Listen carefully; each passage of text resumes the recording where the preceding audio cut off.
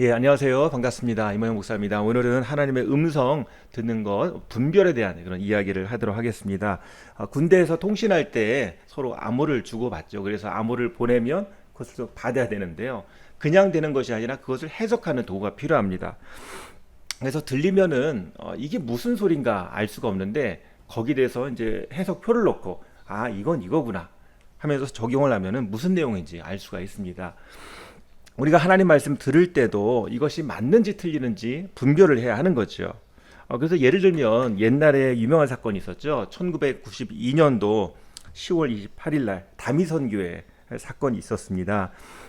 시한부 종말론이죠. 그래서 이 날짜에 예수님 분명히 오신다. 그래서 많은 사람들이 그 말을 믿었어요. 흰 옷 입고 그 당일날 뭐 아이들까지 들쳐업고 짐 다 싸들고 어떤 사람은 자기 집도 팔고 자동차도 팔고 뭐 다 이렇게 처리해 가지고 그 다미선교회 본부에 모였습니다. 그런데 열심히 거기서 찬양하고 뭐 집회하고 했는데 시간이 되었는데 예수님이 안 오시는 거죠. 한 시간을 더 기다렸어요. 근데 안 오십니다. 결국은 다 해산됐죠. 하나님이 나에게 분명히 주신 약속이다. 또 분명하다라고 확신을 했거든요. 그러니까 자기의 소중한 재산 다 팔고 온 거죠. 저도 그때 신학교 시절인데 2학년 때였어요. 1992년도 영서라는 게 돌아다니더라고요. 그래서 그 다미선교에서 어떤 작은 아이들이 뭐 예언받은 걸 쓴 거라고 뭐 그런 얘기도 있고 또 그 아이들이 방언한 거라고 조그만 아이들이 방언했다. 그런 테이프도 돌아다녔어요. 그러면서 야 이거 정말 확실하다. 예수님 오신다. 그렇게 얘기가 돌고 있었죠. 그런데 결국은 안 오셨습니다. 성경 말씀 보면은요 이런 말씀이 있습니다. 마태복음 24장 36절 그러나 그날과 그때는 아무도 모르나니 하늘의 천사들도 아들도 모르고 오직 아버지만 아시느니라. 하나님만 아신다는 거죠. 예수님은 언제 오시는지 아무도 모른다. 오직 하나님만 아신다. 라고 그렇게 분명히 나와 있는데 이 성경 말씀 무시하고 내가 이런 신비한 체험했으니까 분명히 주님 오신다. 그렇게 주장을 하게 된 것이고 그것이 사람들에게 다 번져나간 것입니다. 우리의 신앙 가운데 신비한 체험이 필요합니다. 또 하나님께서 그런 체험을 주기도 하십니다. 그런데 분별을 해야 하는 거죠. 이것이 정말 하나님께서 주신 말씀이 맞는지 혹은 내가 착각한 거 아닌지 마귀가 준 건 아닌지 그런 분별을 해야 하는 것입니다. 그래서 하나님 말씀을 들을 때 무조건 이건 하나님 주신 것이야. 뭔가 좀 신비하다고 뭔가 좀 내 안에 확신이 든다고 하나님 주신 음성이야 라고 얘기하면 안 되는 것이죠. 분별할 수 있는 몇 가지 과정이 있는데요. 첫 번째는 덕을 세우는 것입니다. 마귀는 우리를 자꾸 거짓말로 이끌죠. 그래서 무질서와 혼란을 가져옵니다. 하나님은 진리이시고 사랑이십니다.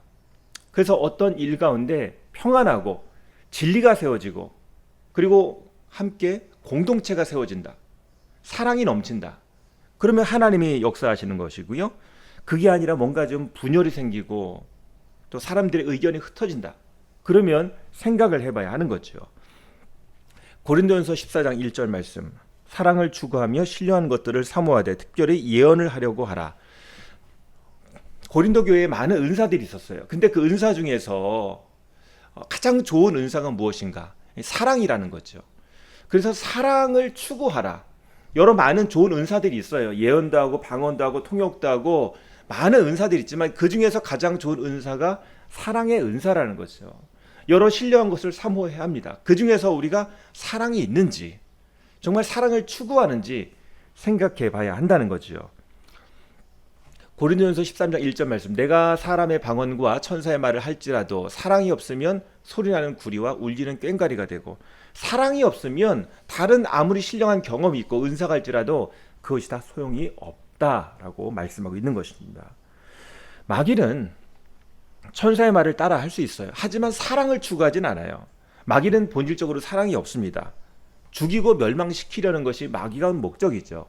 그래서 요한복음 10장 10절 말씀 보면 도둑이 오는 것은 도둑질하고 죽이고 멸망시키려는 것뿐이요 내가 온 것은 양으로 생명을 얻게 하고 더 풍성히 얻게 하려는 것이라. 예수님이 우리에게 오신 것, 우리에게 생명 주시고 우리가 더 풍성한 삶이 되도록 인도하신다는 건데 마귀는요 도둑처럼 몰래 와요. 그리고 몰래 슬쩍 죽이고 훔치고 멸망시키려고 하는 것입니다. 하나님은 분명히 우리가 잘못된 것은 지적하세요. 죄를 지적하십니다. 책망하세요. 이유가 뭐죠? 우리를 사랑하시니까. 그래서 우리를 은혜 가운데로, 사랑 가운데로 이끄시는 것이 하나님의 목적입니다. 마귀는 똑같이 죄를 지적해요. 책망해요. 그런데 그걸로 끝입니다. 너는 끝났다. 오히려 하나님의 은혜 가운데 나가지 못하게 만드는 거죠. 그래서 핑계거리만 찾게 하고 죄를 덮게 만드는 것, 죄에 대해서 그냥 무지하게 만드는 것이 마귀가 하는 일입니다. 그런데 하나님은요, 우리를 화평으로 인도하십니다. 그래서 우리가 어떤 하나님께 받은 말씀이 있다면, 음성이 있다면 그 가운데 하나님이 화평으로 세워주세요. 이것이 바로 하나님의 뜻이라는 것입니다. 이 책의 저자인 이순도 목사님은요, 한 가지 예를 얘기를 하는데, 카자흐스탄 전도 여행에서요, 어느 기도를 많이 하는 여자 집사님을 만났다고 합니다. 근데 그 집사님이 얘기하기를 하나님은 분명하신 분입니다. 분명하지 않은 것은 하나님의 말씀이 아니라고 생각해도 좋습니다. 그래서 저는 하나님이 분명하게 말씀하실 때까지 기다립니다. 우리는 작은 한 가지를 받고 이것이 하나님의 음성인가 착각할 때가 있다는 거죠.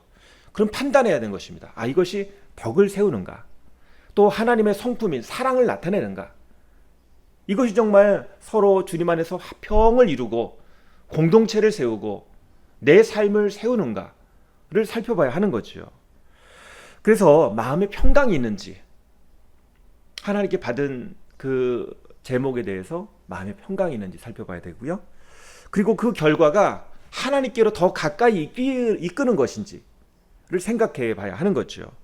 그러니까 초점이 나에게 있는 것이 아니라 하나님께 있고, 하나님은 모든 이 상황 가운데서 나를 평화롭게, 그렇게 모든 것을 순적하게 이끌어 가신지를 살펴봐야 하는 것입니다.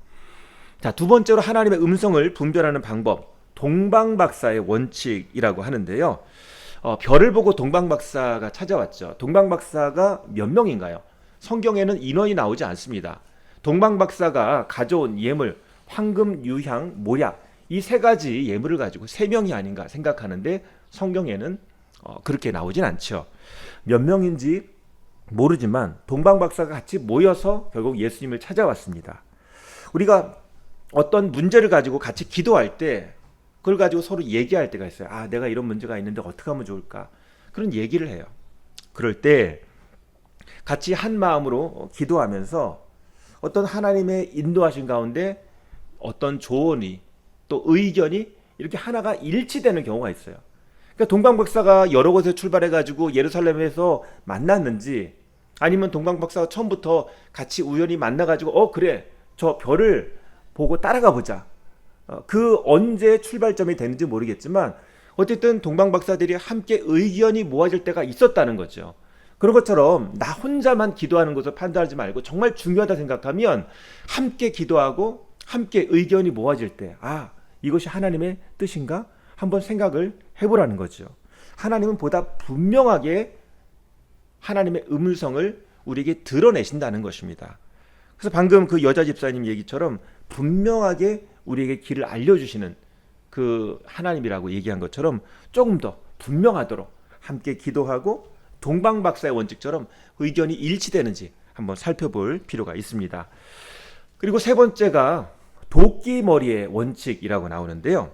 도끼질을 하다가 잘못해서 물에 빠뜨릴 때가 있죠. 성경 말씀 보면 이제 선지자 수련생들이 도끼질을 하다가 잘못해가지고 그 도끼가 호수에 빠져요. 그러면 어떻게 합니까? 도끼를 다시 꺼내와야죠. 그래야지 도끼질을 하는 거죠. 어떤 일을 하다가 혼란에 빠질 때가 있어요. 그러면 다시 원점으로 돌아가야 한다는 것입니다. 맨 처음 하나님께서 나에게 주셨던 그 말씀, 내가 처음에 그 일을 시작했던 그 자리로 돌아가서 내가 과연 어떻게 하는 것이 옳은가? 다시 한번 하나님의 뜻을 찾는 거죠. 우리는 어떤 일을 할 때 막 정신없이 달려갈 때가 있어요.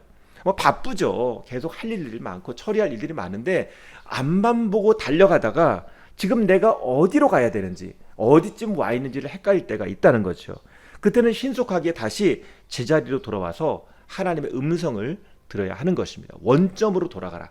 이게 바로 도끼머리의 원칙입니다. 네 번째로 등대불의 원칙이 있습니다. 배가 암초를 피해서 이제 항구로 들어갈 때 그 등대불이 하나만 있는 게 아니고 중간중간 여러 개의 불들이 이렇게 연결되어 있습니다. 그러니까 하나의 불만 가지고 가면 너무 불안하고 약하니까 잘 안 보이니까 중간에 여러 개의 불들을 이어놨다는 거죠. 마찬가지로 우리가 하나님의 음성을 듣고 어떤 사인을 구할 때 한 가지의 사인만 가지고 결정하지 말고 다른 사인들을 살펴봐야 한다는 것입니다. 예를 들면 제가 이 사람과 결혼해야 할까요? 라고 하나님께 기도를 했을 때 한 가지 사인을 받았어요. 그러면 덜컥 결혼해야지 그렇게 얘기하지 말고 다른 사인도 구해보자는 거죠. 그래서 다른 사인들이 같이 일치하면 하나님이 인도하시는 선물이구나 그렇게 생각하고 받아들이면 되는 것입니다. 그러니까 정말 중요한 것일수록 오히려 더 생각하고 이런 원칙들을 우리가 가지고 살펴볼 필요가 있는 것입니다. 예전에 어떤 그 아가씨가 이제 결혼을 하는데 그 교회 사모님이 저 사람이랑 결혼하라고. 근데 그 저 사람이 누구냐면 그 사모님 아들이었어요. 우리 아들과 결혼하라고. 하나님 뜻이라고. 근데 중요한 것은 그 사모님이 그렇게 응답받았다고 얘기하는데 결혼해야 되는 당사자 그 아가씨는 그런 응답을 못 받은 거예요. 그러면 이거 아니죠. 등대불의 원칙이 어긋나죠. 그 사모님이 정말 신령해가지고 아무리 하나님 응답으로 받았을지라도 내가 당사자인데 하나님이 나에게 말씀 안 하셨다는 것은 정말 이것 이상한 일 아닙니까? 그래서 분명하게 하나님의 뜻이라면 하나님이 더 보여주세요. 그래서 기도원도 보면 어떤 일을 할 때 더 하나님께 여쭤봤죠. 그러니까 중요한 것일수록 감정이나 환경에 끌려다니지 말고 내가 먼저 중심돼서 이 일을 어떻게 할까요? 그렇게 기도하고 또 계획적으로 기도하고 또 말씀 보고 그렇게 할 필요가 있겠습니다. 그리고 다섯 번째로 퍼즐 원칙입니다. 퍼즐은 등대불의 원칙하고 좀 다른 거죠. 한 가지 쭉 연결되는 그런 조각들, 사인들을 맞춰보는 것이 바로 등대불의 원칙이라면 이 퍼즐 원칙은 조각들이 달라요. 이 조각이 어떤 의미인지, 이 사건이 어떤 의미인지 몰라요. 그런데 기도하면서 나중에 그 다른 모양들이 큰 하나의 전체 그림으로 맞춰지게 되는 거죠. 그러니까 처음에 볼 땐 이게 반달인가, 이게 어떤 모양인가 알 수가 없어요. 이때 주변 사람들에게 같이 기도하자고 요청하는 것입니다. 그러면 그 사람들이 기도해 보면서 나에게 이건 이런 것 같다라고 얘기를 해줄 수가 있어요. 어떤 사람은 이게 기둥인 것 같다, 또 벽인 것 같다, 그런 얘기가 있어요. 나도 같이 기도해요. 그러다가 그 사람의 의견과 상황들과 또 기도하는 것들을 쭉 보면은 이게 전체 그림이 코끼리였구나 라는 것을 알게 되는 거죠. 자, 이렇게 하나님의 음성을 분별하는 방법을 생각해 보았습니다. 분명히 하나님은 우리에게 말씀하시는 하나님이에요. 우리의 기도를 들으시고 응답하시는 하나님이죠. 그런데 우리가 그 하나님의 말씀을 들을 때 내 마음대로 그냥 들으면 안 되는 거죠. 분명히 하나님의 말씀에 기초해서, 그리고 여러 원칙들을 가지고 봐야 하는 것입니다. 가장 분명한 하나님의 말씀은 성경 말씀이고요. 그리고 기도하면서 하나님, 이 일에 대해서 정말 중요한데 어떻게 될까요? 계속 기도를 해야 하는 거죠. 그리고 분별하도록 노력하고 또 말씀 가운데 주시는 음성은 없는지 살펴봐야 하는 것이고요. 묵상해야 되는 것이고, 그리고 퍼즐을 맞춰보기도 하고 또 원점으로 돌아가서 살펴보기도 하고 또 여러 기도의 동역자와 같이 기도를 부탁하면서 또 하나님의 음성을 분별하게 되는 거죠. 예를 들면 우리가 가정에 어떤 문제가 있어요. 그럼 우리 가족들이 같이 모여서 이거 위해서 기도하자. 그럼 기도하다 보면 아내가, 남편이, 부모님이, 자녀들이 이렇게 계속 기도하면서 이건 어떨까요? 뭐 그렇게 하나님께 주시는 마음이 있다면 나눌 수가 있는 거죠. 그래서 여러 상황들을 조합해 보면서 하나님께서 우리 가정 가운데 이렇게 일하시는구나 라는 걸 깨닫게 되고 조금 더 지혜로운 하나님의 뜻을 따르는 그런 결정을 하게 되는 것입니다. 그래서 우리는 무엇보다도 하나님 앞에 가까이 나가고 하나님과 친밀한 관계에 있을 때 하나님의 음성을 더 많이 들을 수가 있는 거죠. 하나님께 자주 묻고요, 또 묵상하고 기도하고 영적으로 깨어 있을 때 더 많은 하나님의 음성을 또 인도하심을 받게 되는 것입니다. 마지막으로 한 가지 말씀 보면서 마치겠습니다. 요한복음 10장 2절에서 5절 말씀입니다. 문으로 들어가는 이는 양의 목자라. 문지기는 그를 위하여 문을 열고 양은 그의 음성을 듣나니 그는 자기 양의 이름을 각각 불러 인도하여 내느니라. 자기 양을 다 내놓은 후에 앞서가면 양들이 그의 음성을 아는 고로 따라오되 타인의 음성은 알지 못하는 고로 타인을 따르지 아니하고 도리어 도망하느니라. 예수님은요 우리의 목자세요. 그래서 목자는 양들을 이끌어요.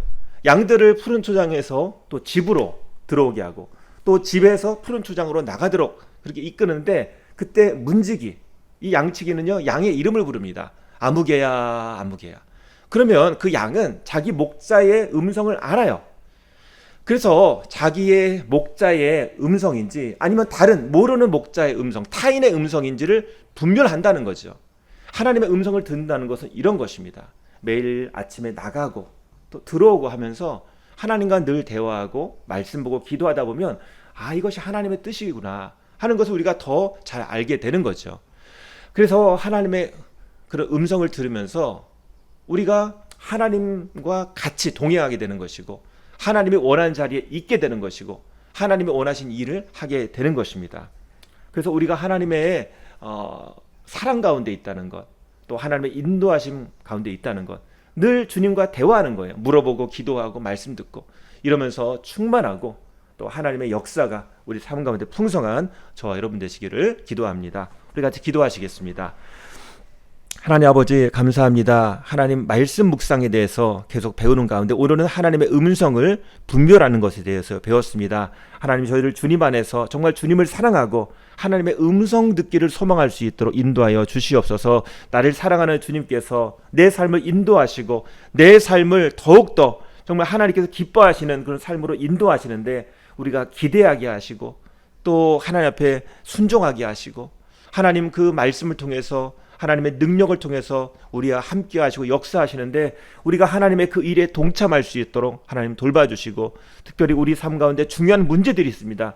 그것을 내 마음대로 또 내가 가진 능력에 의해서 판단하는 것이 아니라 하나님의 능력과 지혜와 뜻 가운데 하나님의 사랑 가운데 결정할 수 있도록 도와주시고 하나님의 세밀한 인도함을 받는 그런 저희 될 수 있도록 주님의 음성을 듣기를 원하며 그 음성을 들으며 순종하는 하나님의 백성 될 수 있도록 인도하여 주시옵소서.